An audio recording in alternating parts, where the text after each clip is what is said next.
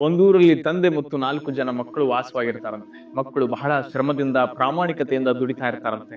ಆದ್ರೆ ಅವ್ರು ಯಾವಾಗ್ಲೂ ಜಗಳ ಆಡ್ಕೊಂಡು ಕಲಹದಿಂದನೇ ಇರ್ತಾರಂತೆ. ಅದಕ್ಕಾಗಿ ತಂದೆ ಹೆಂಗಾದ್ರೂ ಮಾಡಿ ಅವ್ರಿಗೆ ಪಾಠವನ್ನ ಕಲಿಸ್ಬೇಕಂತ ಹೇಳಿ 4 ಜನ ಮಕ್ಕಳನ್ನ ಕರೆದು ಒಂದೊಂದು ಕಟ್ಟಿಗೆಯನ್ನ ಕೊಡ್ತಾನಂತೆ. ಇದನ್ನ ಯಾರು ಬೇಗ ಮುರಿತಿರೋ ಅವರೇ ಗೆದ್ದಂತೆ ಅಂತ ಹೇಳ್ತಾರಂತೆ. ಆಗ ಒಂದು ಕಟ್ಟಿಗೆಯನ್ನ ಕೊಟ್ಟಾಗ ಎಲ್ರು ಕ್ಷಣಾರ್ಧದಲ್ಲಿ ಮುರಿದ್ ಬಿಡ್ತಾರಂತೆ. ನಾನ್ ಗೆದ್ದೆ ಅಂತ ಹೇಳುವಾಗ ತಂದೆ ಹೇಳ್ತಾರಂತೆ, ಇಲ್ಲಿಗೆ ಆಟ ಮುಗಿಲಿಲ್ಲ, 4 ಕಟ್ಟಿಗೆಗಳನ್ನ ಒಟ್ಟಿಗೆ ಸೇರಿಸಿ ಕೊಡ್ತಾರಂತೆ.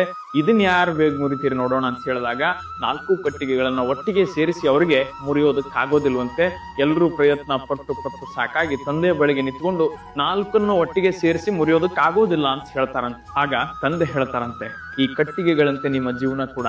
ನೀವು ಒಬ್ಬೊಬ್ಬರಾಗಿ ಇದ್ರೆ ನಿಮ್ಮನ್ನ ಯಾರಾದ್ರೂ ಬಂದು ಮುರಿಬಹುದು, ಆದ್ರೆ ನೀವು 4 ಜನ ಒಗ್ಗಟ್ಟಾಗಿದ್ದಾಗ ಆ ಕಟ್ಟಿಗೆಗಳಂತೆ ನಿಮ್ಮನ್ನ ಯಾರೂ ಮುರಿಯೋದಕ್ ಸಾಧ್ಯ ಇಲ್ಲ, ನಿಮ್ಮನ್ನ ಹಾಳು ಮಾಡೋದಕ್ ಸಾಧ್ಯ ಇಲ್ಲ ಅಂತ ಹೇಳ್ತಾರಂತೆ. ಈ ಕಥೆಯ ಅರ್ಥ, ನಾವು ಒಗ್ಗಟ್ಟಿನಿಂದ ಮುನ್ನಡಿಬೇಕಾದಂತಹ ಅವಶ್ಯಕತೆ ಇದೆ. ಇವತ್ತಿನ ಕಾಲಕ್ಕೆ ಅದೆಷ್ಟೋ ಜನ ಜಾತಿಗಳ ನಡುವೆ ಜಗಳವನ್ನ ಇಟ್ಟು ಮೋಜನ್ನ ನೋಡುವಂತಹ ಕೆಲಸವನ್ನ ಮಾಡ್ತಾ ಇದ್ದಾರೆ.